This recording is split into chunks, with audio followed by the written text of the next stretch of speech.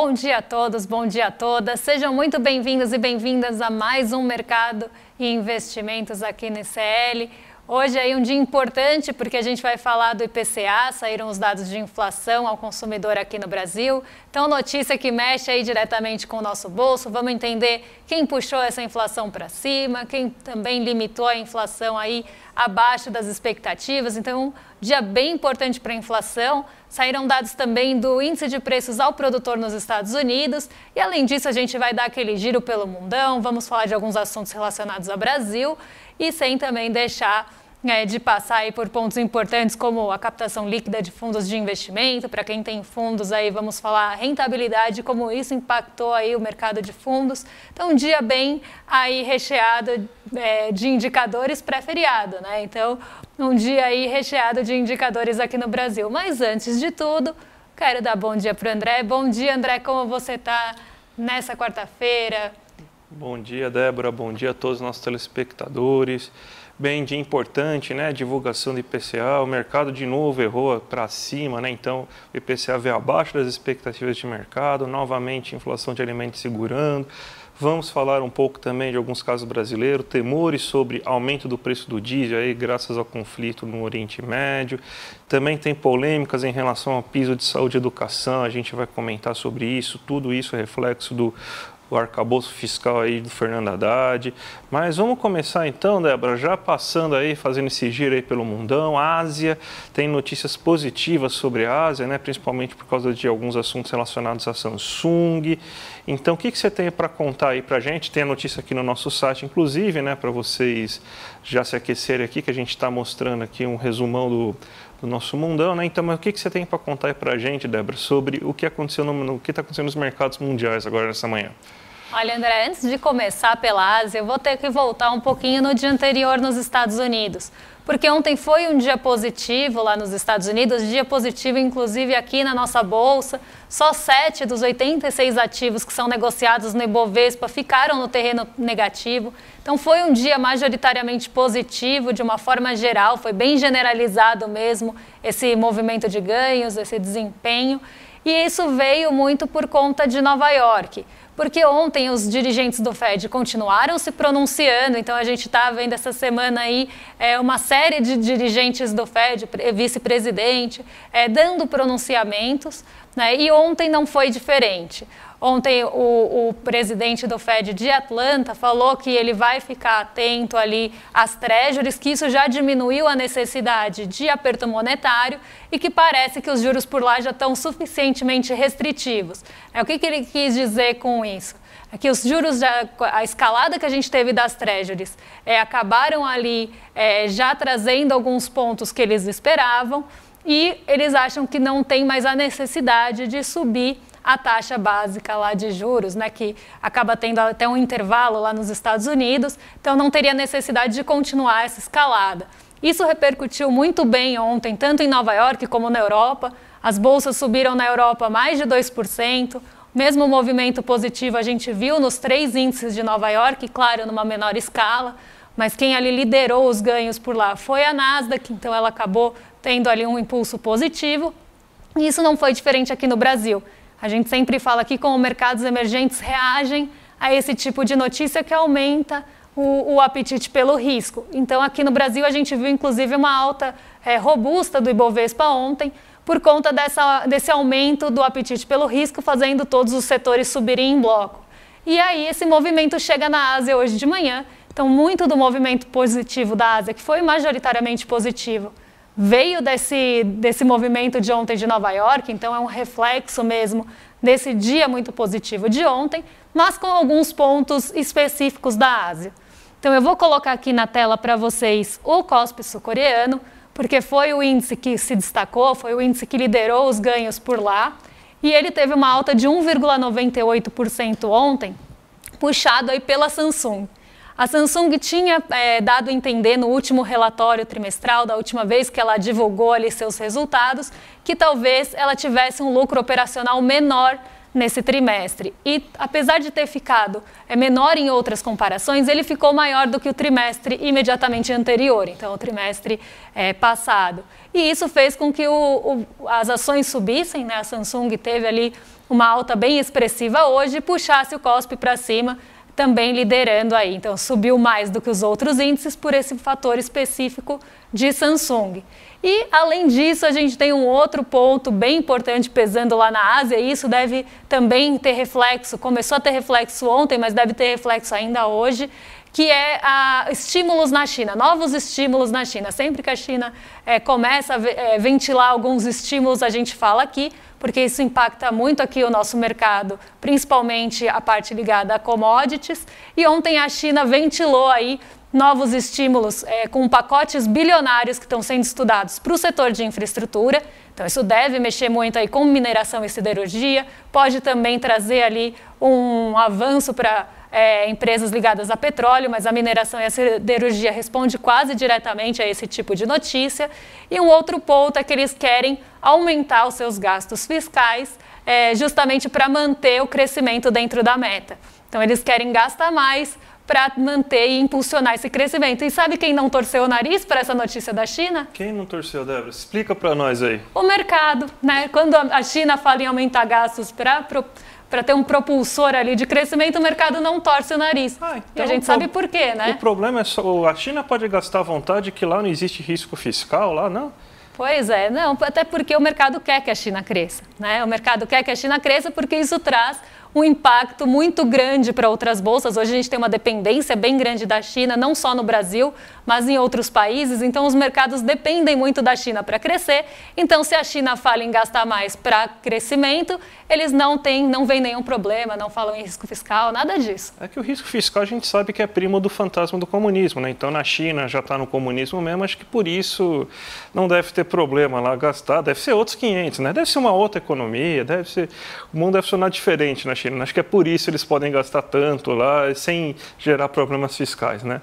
Mas vamos para o Brasil, Débora, porque a gente teve alguns problemas aí, a gente está avisando sobre essa possibilidade de haver esse problema e é relacionado à questão do piso de saúde e educação, né? Então a gente tem a notícia que o TCU votou a favor de que só a partir do ano que vem, ou seja, a partir de 2024, aquele piso constitucional que garante o mínimo de gastos para saúde e educação sejam aplicados. Então você teria uma brecha aqui para 2023, não sejam aplicados esses mínimos constitucionais. Por que o governo gostou disso? Porque abre espaço fiscal, então você tem que, para seguir a regra, principalmente do arcabouço fiscal, se você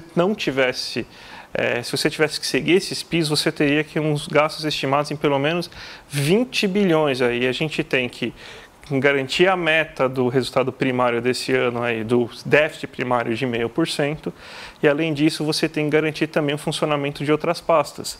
É o que a gente está falando sempre, né? O Haddad criou esse problema para si mesmo, né? Então está falando de fazer metas bem ousadas de déficit e superávit para os próximos 3 anos. Então, esse ano cair meio, ano que vem zerar, e no próximo ano, 2025, você já ter um superávit de 0,5% do PIB em relação ao resultado fiscal, e além disso ele já também colocou dentro das regras fiscais aí que ele desenhou dentro do novo arcabouço fiscal, que você vai ter então uma limitação de aumento de gastos. Então, gente, a gente avisou que poderia ter então essa possibilidade de você ter que realizar corte de gastos para conseguir alcançar, e a gente está vendo que corte de gastos que acabou acontecendo justamente naqueles mais onerosos, né, que é de saúde e educação. Então, alguns problemas do velho teto de gastos ainda vão continuar. Amenizou a guerra entre orçamentos, né? Porque é só a gente fazer uma conta rápida, né? Tem gente que acusa nós, heterodoxos, economistas mais progressistas, não saber fazer conta, né? Mas vamos fazer uma conta rápida aqui.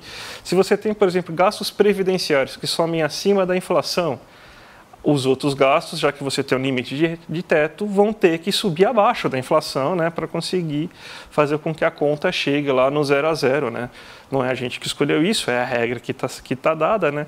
Então, aí o primeiro problema. Então, gente, isso aí tem que ser alvo de muita crítica, deveria ser um alvo de bastante, principalmente do pessoal mais progressista, heterodoxo aí, que essa regra fiscal a gente já avisou que ia dar problema e está começando a dar problema agora. A gente vai ter que fazer corte em saúde e educação aí para chegar na regra fiscal, para a Faria Lima poder aplaudir o nosso governo, Débora. porque a gente tem que fazer corte de gastos, né? A gente tem que respeitar direitinho, ainda mais se for um governo aí um pouquinho mais progressista, aí que tem que fazer corte mesmo, e aí que tem que respeitar direitinho mesmo que é colocado, não tem nenhuma brecha para poder extravasar isso. E um outro ponto bem importante que saiu essa semana, falas importantes, na verdade, do Jean Paul Prats, né, que está à frente da Petrobras hoje, e ele falou aí bastante sobre as possibilidades e riscos aí que tem do aumento do preço do petróleo impactar no diesel, né, André? Então, a gente está vendo, né, que ontem mesmo já teve um belo movimento, ontem não, segunda-feira, né, teve um belo movimento especulativo em relação ao preço do petróleo. Ainda não se tem países produtores de petróleo que estão envolvidos diretamente no conflito, né?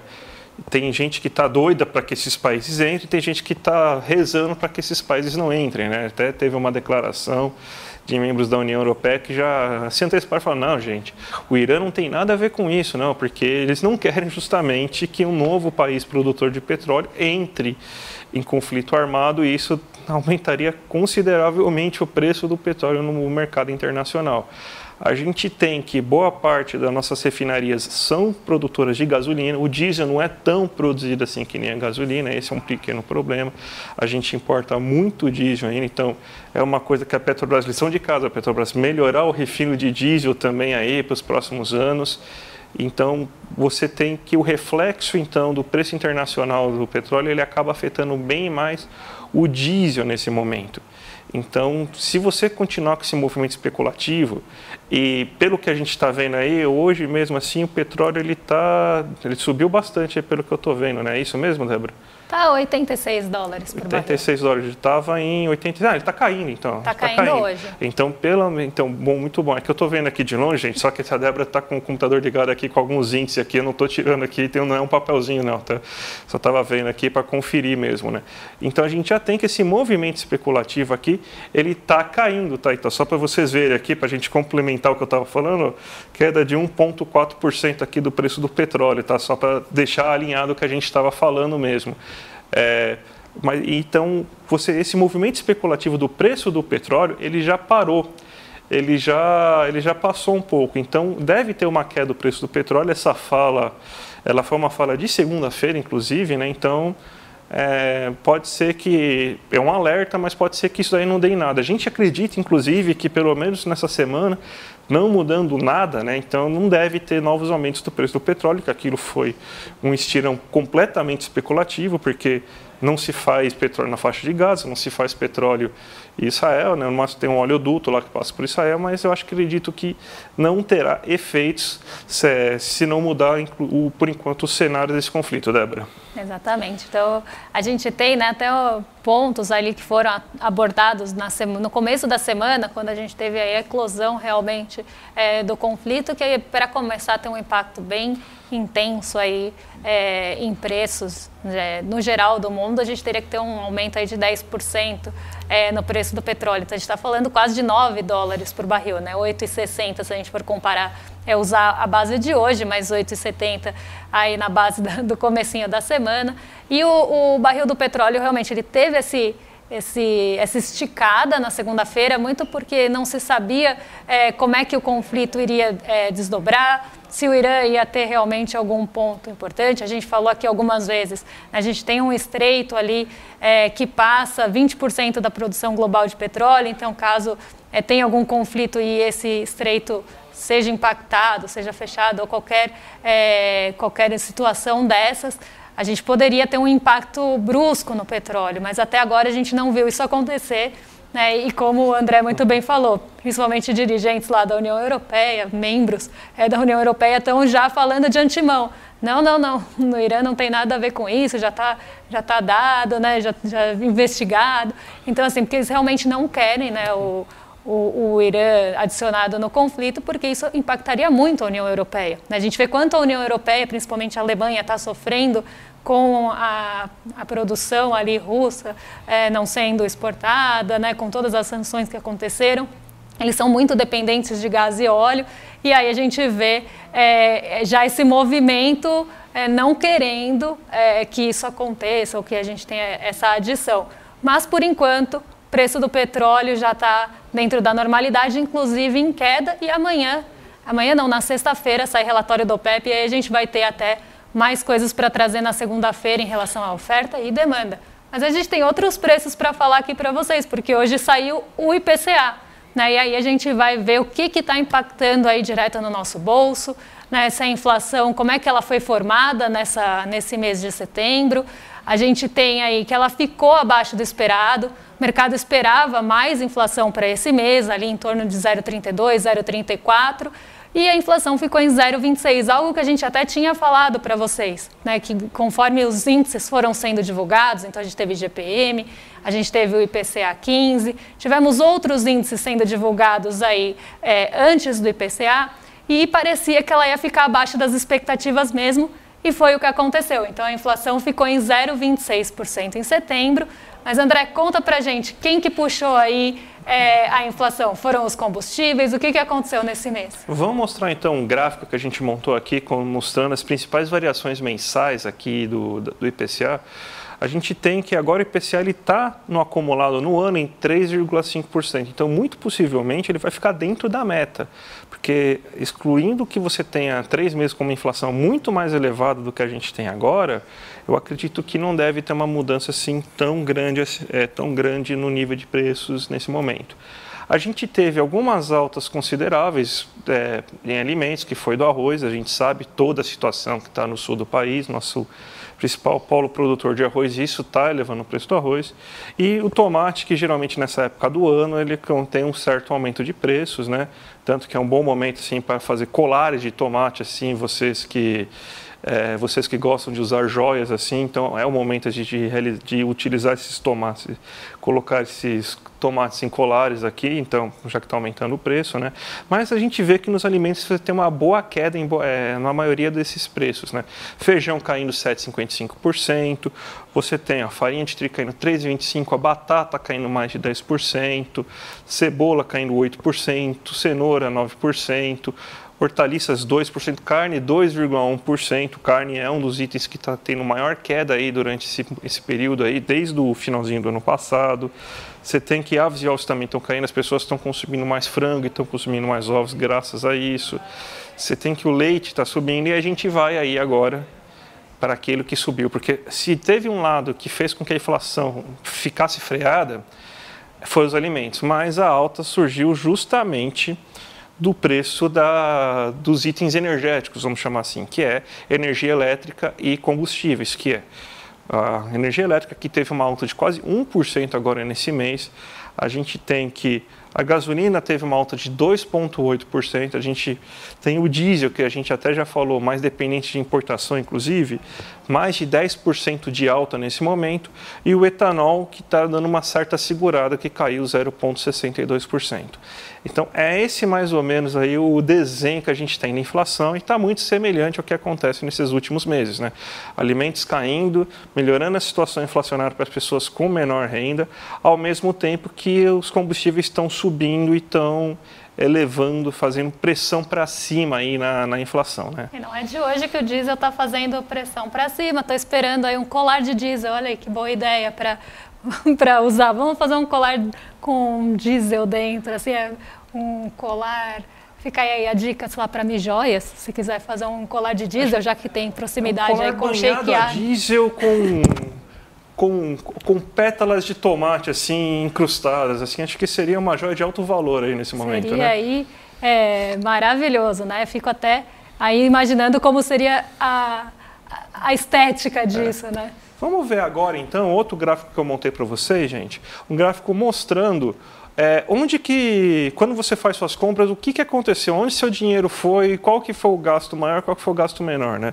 A gente tem, ó, de novo, para se alimentar, tá bom aqui no Brasil nos últimos tempos, ó, que você teve uma queda de 1,66% do preço do açougue, ou seja, você que foi comprar sua picanha, comprar a linguiça do churrasco, comprar outra carne para o dia a dia, você conseguiu ter uma queda de preços. O açougue já caiu 1,66% só nesse mês e nos últimos 12 meses quase 12% de queda do preço das carnes, um valor bem relevante. A feira teve uma queda de 1,8% esse mês, então também para os vegetarianos, que nem minha namorada Thaís, você teve uma boa queda aí no preço dos legumes, das hortaliças, das frutas aí, uma boa notícia, e está reduzindo o acumulado 12 meses também, que você estava com um valor um pouco maior, mas agora está em 5,4% aí no acumulado em 12 meses. O mercado também caiu, produto de limpeza, alimentos industrializados e tudo mais, você teve uma queda de 0,93% de queda nesse mês aí, na hora que a gente foi fazer o nosso mercado, né? Não o nosso amigo mercado, aquela entidade que mora na Faria Lima. Não, o mercado todo santo dia, da supermercado e tudo mais. Você teve uma queda de 0,93% e no ano, 12 meses, uma alta de 0,5%. Então, uma alta até que bem baixa se a gente for imaginar aí que isso ocorreu em um ano, né? Agora, os boletos que a gente está pagando, os nossos streamings, nossos aplicativos de música, a escola das crianças, plano de saúde, conta de água, conta de energia elétrica, teve uma leve alta, né? A gente mostrou, inclusive, a alta do preço da energia elétrica, tem um peso grande a energia elétrica nisso, você teve uma elevação de 0,37% nesse mês, e em 12 meses você tem uma alta de 6,7%, um pouco maior, inclusive, do que a inflação desse período. E o que está mais se elevando, e aí é a boa e a má notícia ao mesmo tempo, é o lazer. E esse é o tipo de inflação que mais distribui renda, que você tem renda passando um para o outro, né? Se teve uma alta do lazer de 0,34, está mais caro para o brasileiro se divertir, mas o brasileiro está se divertindo, a gente está vendo que as pessoas estão consumindo mais serviços. Então, em um ano, os lazer subiu 14,27%, ou seja, preço de cinema, preço do cabeleireiro, da manicure, do clube, de tudo mais aí que a gente faz, né? Do barzinho, do restaurante, da alimentação fora de casa. E, geralmente, o lazer ele é formado por empresas bem menores. Então, são empresas que são pequenas e médias empresas que fornecem essas atividades de lazer. Então, são pessoas que estão conseguindo aumentar a renda. Geralmente, quando você tem uma alta do preço do lazer, significa que pessoas que têm um rendimento menor, que estão mais na base da pirâmide do setor de serviços, também estão aumentando seus rendimentos. Então, mesmo sendo um aumento, é ruim a gente imaginar que está aumentando o preço do lazer do trabalhador, mas também trabalhadores que estão conseguindo ter um aumento de sua renda, Débora. E a gente trouxe para vocês, porque a gente fala muito desse olhar, né, dessa medida, quando a gente fala de outros índices, né, a gente fala índice de inflação da Europa, a gente traz núcleo. A gente fala de índice, inclusive vamos falar de preços ao produtor, a gente traz núcleo. E a gente trouxe o núcleo dessa vez do IPCA, esse índice é calculado pelo Banco Central, não é pelo IBGE. Então ele exclui, né, como vocês podem ver, variação mensal IPCA núcleo por exclusão, porque ele exclui aqueles preços mais voláteis, né? Então a gente tira, por exemplo, os alimentos, que normalmente tem mais volatilidade, e também combustíveis, que também tem ali mais volatilidade. E o que a gente vê? A gente vê que a gente tem uma desaceleração do núcleo, sim. Principalmente se a gente pega fim do ano passado e começo desse ano, ele está desacelerando, mas nesses últimos meses, e se a gente pegar setembro, a gente até vê isso ali de uma forma mais clara, mesmo que a gente tenha aí os combustíveis puxando o IPCA para cima, a gente vê que excluindo aí no núcleo por exclusão, o índice não ficou tão abaixo assim, né? Ficou em 0,22, né? A gente às vezes vê em outros países até esse núcleo mais distante do índice ali de inflação, e isso acontece justamente pelo que o André estava falando agora. A gente tem uma inflação aí de serviços, principalmente no lazer, que está pesando ainda, né? Na verdade, que está aí, se a gente pega lazer, e lazer a gente sabe o peso de serviços nisso, a gente vê que isso também acaba aproximando os índices, mesmo que a inflação tenha sido puxada pelos combustíveis, né? Então, isso você vê, o combustível subiu e a alimentação caiu, que são justamente as duas exclusões, né? Então, um compensa o outro, e o que sobrou é justamente o lazer. Então, a inflação está crescendo, Estranho o que eu vou falar agora, porque tem gente que vai ficar assustada, mas nem toda inflação é ruim, tá, gente? Porque tem inflação que significa que a renda de pequenas produtores, de trabalhadores que ganham salário mínimo estão aumentando, que a gente chama de inflação de salários. Então, tem inflação que é reflexo do aumento da renda dos trabalhadores. E isso é um bom sinal. Então, o problema é quando a inflação é porque é aumento de lucro e aumento de custos que não se revertem em aumento de renda dos trabalhadores. Então, o que a gente está vendo agora, que o que está sobrando de inflação mesmo aqui no Brasil realmente é inflação aí de lazer, inflação de serviço, inflação de lazer, né? Então, a gente tem que começar a pensar um pouco assim que nem toda inflação é ruim, tem alguma inflação que ela mostra assim um crescimento econômico, e crescimento econômico sem inflação é quase que impossível, né? Principalmente um crescimento econômico mais inclusivo que garanta um aumento real, né? Porque os empresários eles não vão simplesmente falar assim, vou aumentar meu salário, não vou jogar isso no preço. Não é óbvio que ele vai fazer isso, né? Isso aí já é o conflito distributivo, né? A velha e boa luta de classes, né? Que explica também a inflação. Um dia eu explico melhor aí essa ligação entre luta de classes e inflação, mas não é o caso para hoje. Débora, vamos falar então um pouco aí dos dados da Anbima que saíram aqui, vamos falar rapidinho sobre isso antes da gente ir para a abertura de mercado? Vamos falar deles, porque saíram aí os dados da Anbima em relação a setembro, né? Então a gente tem aí dados fechados até o mês de setembro, que mostra como é que foram aí os desempenhos de cada classe de ativos ali pela classificação da Anbima. Então, essa classificação que a gente está vendo aqui é da Anbima. Anbima, a agência de autorregulação aí do mercado. E aí eles fazem uma classificação dos fundos de investimento em alguns tipos, vamos pensar assim. Aí a gente tem a renda fixa simples, que são fundos ali mais simples, como o próprio nome sugere, trabalham ali mais com Selic, com CDI, e outros como a renda fixa indexados, ações que são indexados a algum índice, alguns ativos que podem ali fugir desse índice, multimercados e fundos cambiais. E aí a gente vê um movimento interessante, né? Porque faz muito tempo, por mais que a taxa de juros ela esteja caindo, faz muito tempo que para essa parcela de ações e multimercado está difícil de conseguir rentabilidade. Então, eles estão com dificuldade de superar, por exemplo, os fundos de renda fixa, que a taxa de juros ainda está alta no Brasil e isso também diminui ali o sentimento de apetite pelo risco. Então, a gente vê aí fundos, por exemplo, como renda fixa simples, que em tese seria o mais seguro ali, tendo rentabilidade superior a fundos multimercado, fundos de ações, que estão sofrendo muito com esse movimento aí de aversão ao risco.